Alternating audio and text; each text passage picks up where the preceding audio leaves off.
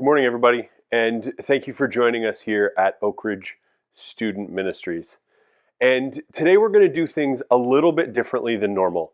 I know that for some of you, you've gotten used to the Sunday morning videos and you've gotten used to the way they run. And, well, this one I think is a really, really important lesson.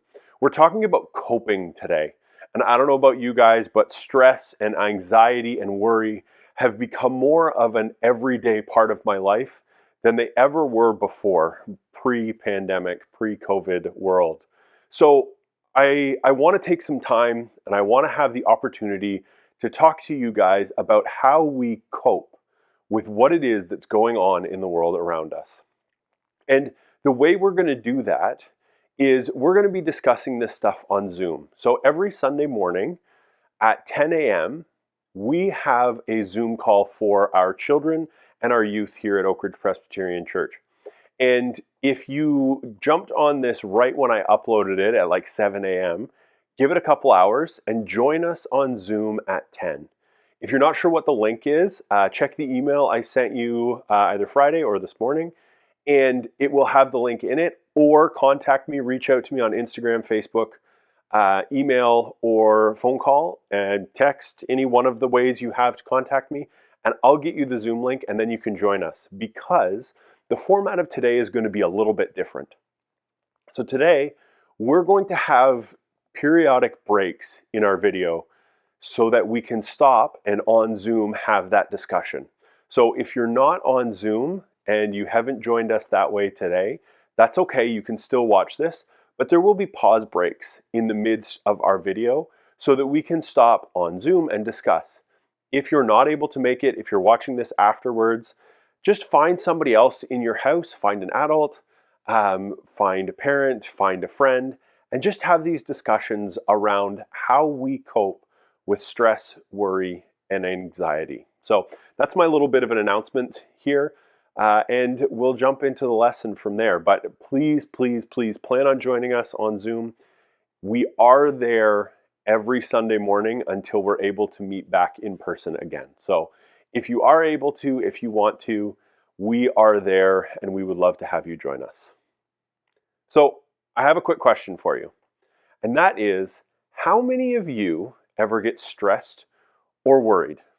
I think if we were to have everybody raise our hands and, if we were in person, if we were in here in the youth room, or you're with us on Zoom, if we all raise our hand whether we ever get stressed or worried, I think everybody in our call, in our theoretical in person, would be raising their hands. We would be able to look around and go, yep, I get stressed, I get worried, life happens, and it bugs me sometimes. I can tell you, it's all of us. It's all of us that sometimes get stressed. And even though it can sometimes feel like we're completely alone when it happens and when those things stress us out, the reality is that we're not. We just saw it. Everybody gets stressed. We all have things that trigger us or set us off, things that make us feel anxious, worried, irritated, or depressed. When I was your age, I worried about a lot of things. And if you've heard me talk about it before, just stick with me. I was worried about so much. I was worried about whether I would fit in, if people would like me, or if they did like me. I was worried if my clothes were right. They probably weren't. I was worried that I would say the wrong thing. I was worried that I wasn't smart enough. I was worried. I was stressed. I was anxious. And I was always walking around on eggshells. You know that idea that you're always just walking around worried that you're going to say the wrong thing, you're going to do the wrong thing, you're going to look the wrong way, you're going to look at the wrong person. My anxiety was sky high. Now, you may not be worried about the same things that I was worried about when I was your age, but experiencing things that are uncomfortable, stressful, and even depressing is just an unfortunate part of life for all of us. We have things like disagreeing with friends. We have ads that we can't skip through on YouTube. We have cleaning cat litter or dog poop in the backyard. We have dropping your phone. Have you ever had that moment where you drop your phone and time slows down as it falls to the ground and it hit? You can't move fast enough to catch it. We have waiting in lines at amusement parks, when we can go to amusement parks again. Those kinds of things are things we'd all rather not deal with. Why? Because of the way they make us feel. Sometimes the stuff we don't want to deal with is small and easy to move past. We've got the YouTube video that we just click past. We don't want to drop our phone anymore, so you get a decent phone case so that it doesn't break when it hits the ground. But sometimes the things we'd rather not have to face are much bigger issues.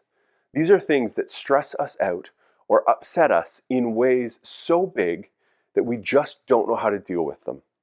Things like the police showing up to your house because your parents are fighting again, a sibling that's struggling with drug or alcohol abuse, a friend lying to us over and over and over again, feeling like we can't seem to get out of depression, failing all of our classes, being dumped by a boyfriend or girlfriend, and living through a pandemic. These things are much more painful than a dropped phone. I got it. And because of that, they can make our feelings so much more intense.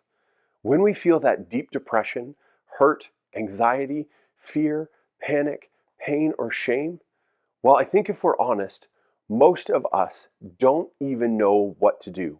We don't know how to react. We just freeze. Maybe we try to do anything to not have to face it. We avoid it so we don't have to think about it or deal with the feelings or circumstances we're experiencing. Or maybe when we're experiencing these feelings, we do the exact opposite. We feel that deep depression and hurt and pain and anxiety to the point where those intense feelings feel like they take complete control over us. Or maybe we don't try to avoid our feelings, but we don't really deal with our feelings either. We simply don't know what to do about how we feel.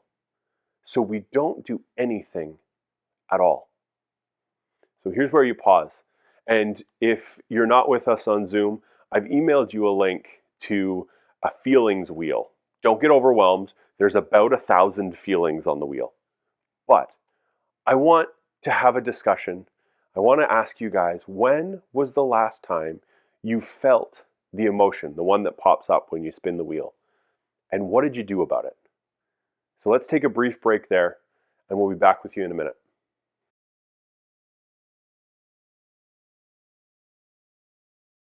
I hope you guys had a chance to talk about those feelings and to see that we all have different ways of dealing with what we feel, and that's called coping. Coping is simply how we deal with the difficult circumstances, situations, or feelings in our lives. And there are usually two ways to deal with or to cope with what is going on in the world around us. There's a helpful way or there's an unhelpful way. Helpful coping skills are so important. They give us ways to handle our emotions or to process what we're dealing with so that we can not only feel better in the moment, but we can feel better moving forward in the future. Helpful coping skills are things we do that are good for us. They're healthy ways to deal with our feelings. So, what are these coping skills that can help us through difficult situations that we face? Well, there's several of them, and they don't all work for everyone. So I want to give a few a try, and I want to give you permission to hate some of them, but I want you to try them all. So let's try taking a really deep breath, and I'll try not to do this directly into the microphone. But I want you to take a deep breath in through your nose and hold it for 3 seconds. Ready? And then I want you to breathe out through your mouth for 7 seconds.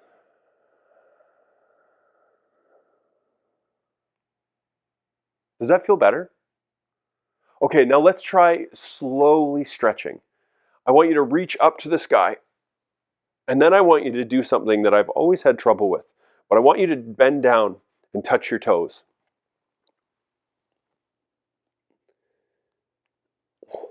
And then what if you pull your arms behind you? How far can you go? If you hold that for a few seconds. It feels pretty good, right? Now, Maybe for some of us, things like breathing or stretching just don't do the trick. We need to do something a lot bigger to let out our feelings and our frustrations.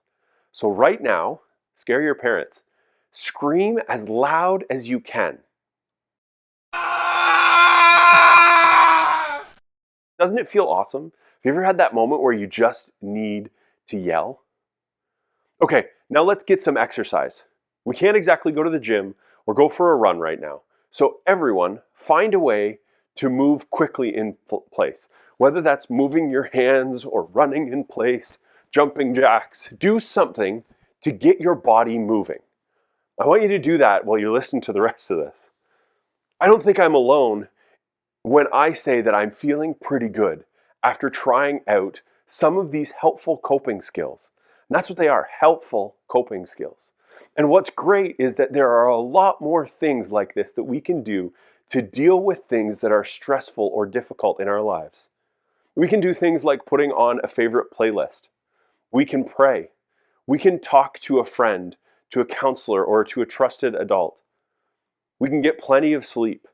I know we all struggle to get enough sleep. We go to bed too late, we wake up too early. We can go outside. We can journal. We can eat a healthy diet. But on the opposite ends, there are also ways of coping with our feelings that are just unhealthy. There are some unhelpful things we do to deal with what we feel. There are things we do to try and ignore, forget about, or escape from what's happening in and around us. These could be staying in bed for days at a time, or binging Netflix or YouTube for hours when we're struggling. We could punch walls or break things. We could harm ourselves physically, or we could avoid or shut out the people who love us and want to help us. Now, can I let you on a little secret? Everybody struggles with this. You, me, your parents, the kids at school who seem to have everything together, every single one of us struggles to choose a healthy way to deal with what we feel. And again, this is so different for each one of us. And I think one reason for that is because coping can be really difficult. Sometimes the stuff we turn to isn't all that bad. We turn to exercise or naps or video games or ice cream or Netflix or sleep. And that stuff can be helpful when we do them in healthy ways. But sometimes we use these things in really unhealthy ways. And that's when they can create more problems. Coping in unhealthy ways can hurt us more than it helps us. Here's what I mean. When we go for a run, it's good because it helps us to take a break or work out some anxiety. But when we run 4 times a day to avoid our anxiety, that's when it could lead to harm for us physically. When we watch an hour of Netflix to make ourselves laugh when we feel sad, that's okay. But when we watch Netflix for like 24 hours because we don't want to deal with what's making us sad, we don't want to deal with the things that are going on around us, that's not as okay. When we take a nap because we're overwhelmed, for some of us it can be helpful because it can re-energize us and give us the ability to attack the problem head on. But when we sleep all day and don't get out of bed, that's not so helpful. See, the problem with all the unhealthy ways to cope is that they only work for a moment. Sure, you might feel better right away, but at the end of the day, that feeling you experienced is still there. You've just avoided it. That circumstance or struggle didn't change or go away. It's not gone just because you tried not to think about it for a few hours. Depending on how you choose to cope, it's possible to end up with an even bigger issue to deal with. And that's because unhealthy coping doesn't help you in the long run. And honestly, this type of coping doesn't help you really deal with what you're experiencing. So here we're going to take another pause moment to write down on a piece of paper a helpful way for you that you cope. Then I want you to take a picture and send it to me.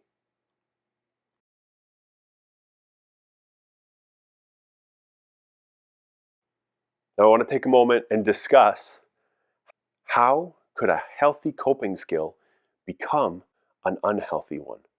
Let's discuss.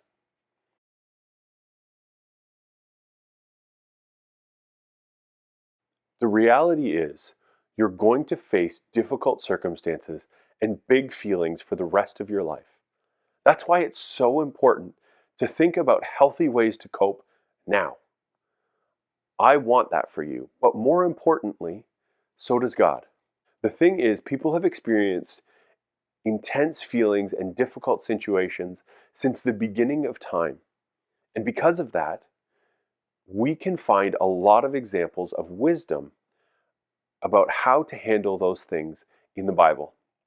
These are real words written by real people who dealt with real feelings. In other words, they get it. I want to jump into the book called Lamentations, because lamentation is a way to express deep grief, pain, or sorrow. And a lot of what is written is actually written in poetry. The person who wrote this book was dealing with a lot of sadness in their life at the time. They'd witnessed the destruction of their city, Jerusalem, and they were in a pretty horrible situation. A lot of people had died, and most of those who survived were starving, injured, or homeless. So let's take a look at what was written after witnessing this devastating situation in the book of Lamentations, chapter 3, verse 19 to 23. I remember my affliction and my wandering, the bitterness and the gall. I well remember them, and my soul is downcast within me. Yet I call to mind, and therefore have hope. Because of the Lord's great love, we are not consumed, for his compassions never fail. They are new every morning. Great is your faithfulness. Okay, let's take a moment to break that down. First, in this passage, there's a reality check. The author made a choice to be honest about what they were going through, a choice to deal with how they felt. They acknowledged the painful suffering and named all the things that were hard for them in that moment. Afflictions, bitterness, and feeling sad or downcast. All those are words to describe deep pain, sadness, isolation, and feelings of despair that we can all probably relate to. Now, even though what the author experienced was pretty terrible, the feelings that they felt weren't bad. It's okay to feel pain and sadness and isolation and despair and whatever else we might feel. It's when we let those feelings control us or cause us to do unhealthy things that they can become a problem. But in the second part of this passage, something changed. The author who wrote sad poetry didn't stay stuck in sadness. Instead, they made another choice. This time, it was a choice to do something to help deal with their feelings, a choice to take action, a choice to cope in a more helpful way. The author of Lamentations chose to cope by focusing on God's love and faithfulness. They made the choice to have hope. How? By reminding themselves every time they wake up, every time they get out of bed, and maybe even every time they had breakfast, that every morning is a fresh start. That with each day, there's always a possibility for more, for better, for help, and for hope. Does that mean that things just automatically got better? No. There was still sadness and destruction all around them, but they coped with what they were experiencing in healthy and helpful ways. They put good things into their brain. They reminded themselves that every day God's compassion never fails. And with God's love, they didn't have to be controlled by circumstances and by feelings. And that truth is the same for us. We can have hope. We can choose to deal with the painful feelings and emotions that we experience in helpful ways. You can find healthy ways to cope that will carry you forward. You can choose what you do with how you feel. I don't know about you, but I want to choose healthy and helpful things that will make my life better. And while coping in healthy ways may not fix everything or make what I'm dealing with go away, it will help me manage the big feelings and difficult circumstances I may face. It might even help not make things worse. And what I want for all of us is to feel like we can do something to cope. I want us to be able to cope in ways that are helpful. I want us to remember this. You can choose what to do with how you feel. So how do we do that? How do we choose healthy and helpful ways to cope? You can start by asking yourself 2 questions. The first question is, what's one part of my life that's difficult to deal with? And whatever it is, I want you to be really honest with yourself about what it is that's difficult for you to cope with. Simply naming and talking about what you're dealing with is the best place to start. Just name it. And second, I want you to ask yourself, what do I usually do when I feel this way? Do you avoid it? Do you ignore it? Do you procrastinate? Do you blame people for it? Do you get grumpy? Do you get help? Do you go on a walk? Do you pray? Do you practice that deep breathing? What are your go-to coping skills? Are they helpful and healthy or not? Now here's the encouraging part. You get to choose helpful ways to deal with what you feel. You have the power right now to change the way you cope for the better. So the next thing you can do is to start by choosing to change some patterns for the better. Instead of shutting down, talk to a trusted adult. Instead of binging Netflix, give yourself a 45-minute time limit. Maybe take an hour-long break from an assignment that's stressing you out instead of procrastinating for days. Set an alarm to remind you when your break time is over. Whatever it is, make just one small step toward a healthier way of coping. And remember, this isn't a one-time fix. Like the author of Lamentations said, you need God's help every day. So ask for it.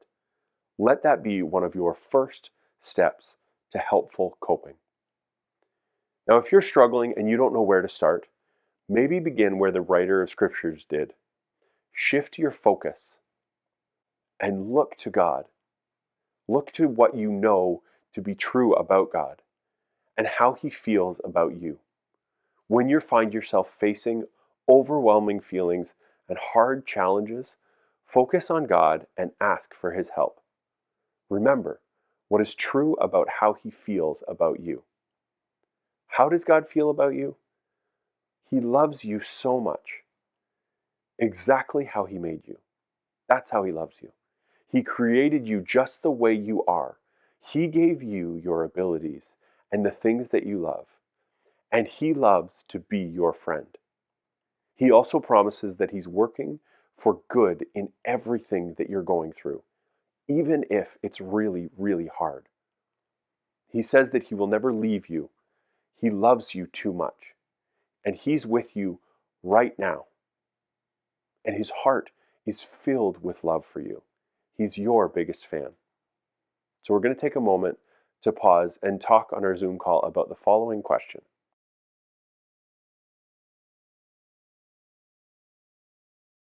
So when you're going through something that's hard, it can take up a lot of your brain space. So try to take over some of that space with these things that are true. They can be your first step towards healthy coping mechanisms. Now, let me stop here and say that for some of you, this isn't simple. Maybe the behaviors you're using to cope are more than just unhealthy. Maybe they're harmful. They are hurting you and leading you down a difficult path. Or maybe the coping skills you have are there for a reason.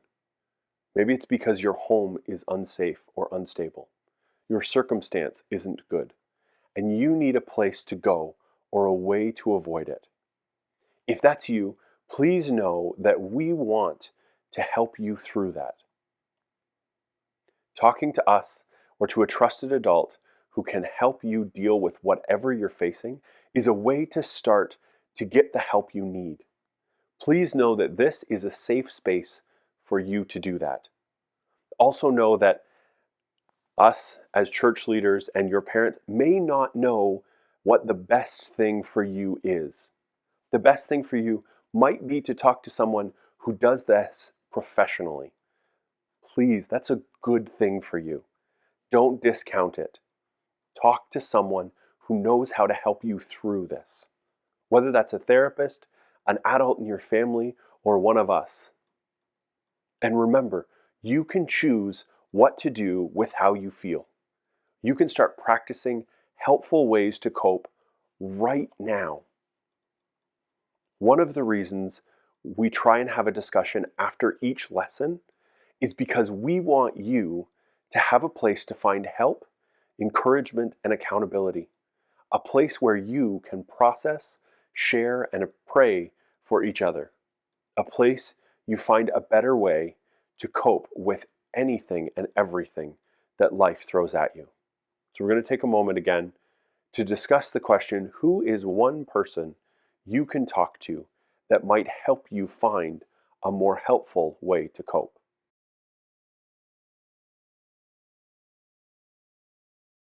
Thanks, everybody. Let's take a moment to close in prayer. God, thank you for the opportunity to be together. God, I pray that you would be with each one of us as we have connected on Zoom, as we have connected through text or whatever it is. God, I pray that you would help us to know healthy ways to cope with our feelings. God, I pray that you would encourage us to talk to someone about how we're feeling so that we can find healthier ways to deal with our thoughts, our emotions, our stresses, our anxieties, and our feelings. God, give us someone to help us cope. Thank you that we can come to you with all these things. And we pray these things in Jesus' name. Amen.